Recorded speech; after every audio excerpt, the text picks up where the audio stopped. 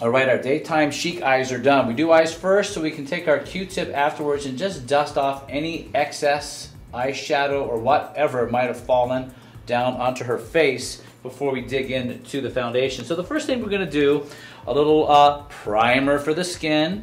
Primer is really good because it's going to keep your skin looking nice and smooth. So we're going to put a very small amount of primer on the tip of our brush, and we're going to blend this from the center of the face outward. My major concern when I am doing anyone's face is the heart part of the face, meaning from the brows down past the lips. This is the area that I really want to spend most of my time when I'm doing my foundation, because that's where people are looking. So a thin layer of my primer is going to make her skin smoother. It's going to create a better climate and environment for that makeup to slip on smoothly and stay on all day and look effortlessly beautiful, which is what she looks like already, so I have a huge head start. So next we're going to do a little bit of corrector. Now once again, I use my corrector wheel, but for Aisha, because of her skin tone, instead of using pink in the dark areas, I'm going to use a yellow corrector. So just always make that adjustment for yourself if you know for yourself that your skin tends to be medium to medium dark or darker. Look up, please. So the first thing we're going to do with her skin is we're going to take the yellow corrector and we're going to brighten up underneath her eyes. Now you notice I do this pretty deliberately. I take it right up along the lash bed. I kind of draw right down the side of the nose, and then I go up past the corner of the eye. My goal here is to create a sort of an upward energy. If you take your corrector and start putting it like in a half circle underneath the eye, it really dips the eye down. Working more in a straight line really gives energy of the eye opening up.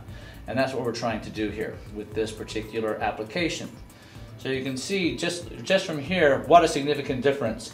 This is really good for South Asians and anyone who has, genetically, hereditarily darkness under the eyes. There's nothing, it's just going to be there, and so this is going to be really a sort of inconspicuous way to sort of neutralize that factor.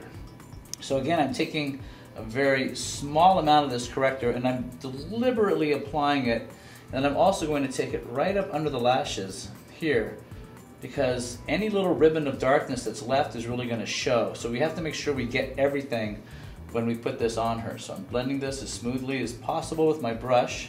And you can see it's catching a little bit. So if it catches, just take your finger and start to pat. And by patting, you can really create the ultimate smoothness. If you feel like, oh, it's not going on smooth, here, let me wipe it, you just mess it up. It just smears on the face. It's not a good technique. Try to get used to tapping in order to give yourself a little bit more blending when you feel like the product is grabbing just a little bit on your face. Okay, now I'm going to grab my corrector wheel. Now for Aisha, she has very little shadow around the nose, but I do use my concealer in shadow areas, which is what I'm doing now. And maybe just in the corner of her mouth, there's a little bit of a shadow dropping right here off the from her upper lip. So I'm going to do a little bit of that. And that's about all she needs. We don't need the green today. She doesn't have much red in her skin.